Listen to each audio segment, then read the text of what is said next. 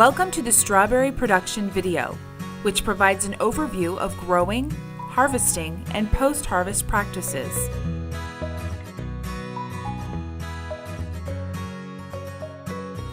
There are many common practices that many commercial growers use when producing strawberries, and though there are variations in these practices, having an understanding of the most common methods used will be helpful when carrying out regulatory activities. After watching this short video, you will be able to list the top strawberry producing regions in the United States and identify the most common farming practices used in the production of strawberries. Strawberries are a high-value crop in the United States.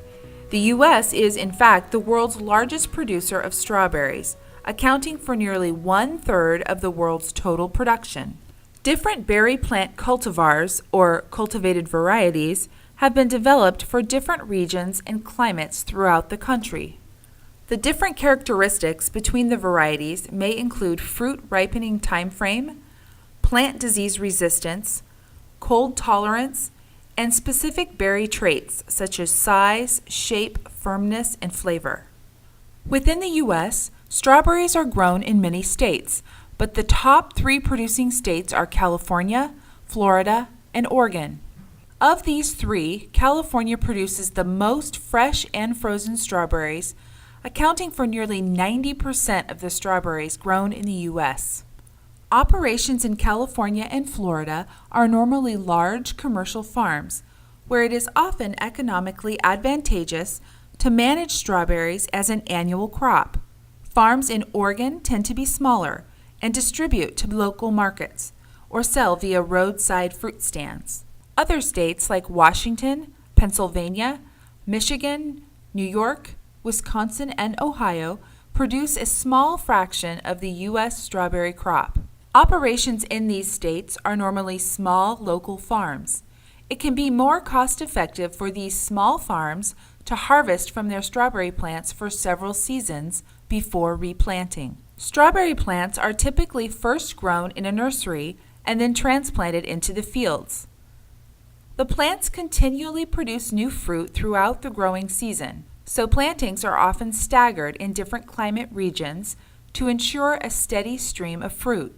For example, in Northern California, plants are replaced each fall at the end of the summer growing season, while in the southern growing regions of the state, plantings are made July through September so that the fruit is ready to harvest in the fall and winter. During the winter months, when California's production is at its lowest, Florida production and imports from Mexico make up for the shortfall of strawberries produced in California. Strawberries grow well in a variety of sandy or loam soils. These soils provide good drainage and warm up more readily during the day, which is especially important during cooler parts of the growing season. When strawberry fields are being prepared for planting, the soil is fumigated using an approved broad-spectrum pesticide to kill soil organisms that can harm the growing plants or lead to decay of the fruit. Raised beds are then created and covered with plastic liners, which limit plant and berry contact with the soil. Protecting the plants and berries from contact with the soil and standing water helps to prevent decay, pest damage, and contamination. The liners also trap heat from the sun, allowing for extension of the growing season, and they limit weed growth. There are various colors of opaque liners that are used in different regions and provide different degrees of heat absorption. Water sources used to irrigate strawberry fields run the gamut from underground wells to surface water. The source type depends on the growing region and resources available to the farmer. Irrigation water is most often delivered to the strawberry plants via drip irrigation systems. These systems use rubber or plastic tubing buried in the raised beds to deliver water to the roots where it's needed. Drip irrigation also protects the fruit from contact with irrigation water, which could transmit plant and human pathogens or cause mildew and premature softening. Commercial growers almost exclusively use chemical fertilizers. Use of compost is rare. Fertilizers can be added by injection into the soil through the irrigation system by injecting into the water, also known as chemigation, or added as a side dressing in the furrow, which is then distributed when it rains. Pest, wildlife, and rodent control on strawberry farms is part of a good food safety program. Controlling these pests helps protect the quality and safety of the berries. This is common on many produce farms, not just strawberry farms. During the growing season in some regions, temperatures can drop below freezing. When this happens, it is sometimes necessary to apply water to the growing strawberry plants to protect them from frost. Overhead irrigation is typically employed for frost protection. Water is sprayed onto the plants because when the water droplets freeze, energy is released in the form of heat. The release of heat energy by the freezing water protects the strawberry plants from the frost. When water is used for frost protection, it comes into direct contact with the edible berries.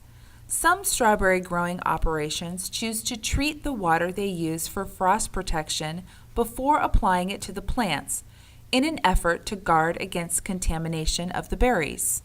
During peak season, on average, plants are harvested every 3 days. Strawberries are always hand-picked and they may be packed into plastic clamshell containers. The plastic clamshell containers are then packed into larger flats. It is important to note that strawberries are not washed before being packed into plastic containers. Washing can lead to mold growth or premature softening of the berries.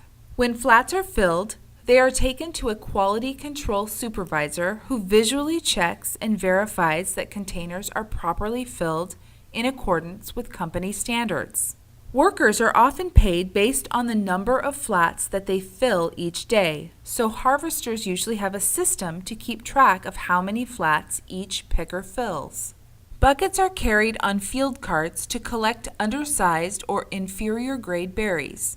These will go on for further processing and be either frozen or juiced. Harvested strawberries are transported within an hour or two of picking to be stored. This is where field heat is removed. Cooling delays fruit decay and prolongs shelf life. Strawberries are typically cooled by forced air at 34 degrees Fahrenheit. Forced air cooling is accomplished by placing a row of pallets in front of an intake fan inside a refrigerated room.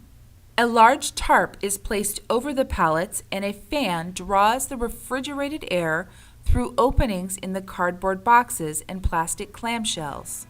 Within hours, cooled strawberries are distributed to their final markets in the U.S. or exported to other countries.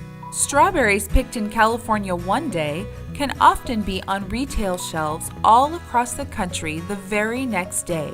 The agricultural practices depicted in this video are common on most large commercial farms like those found in California and Florida.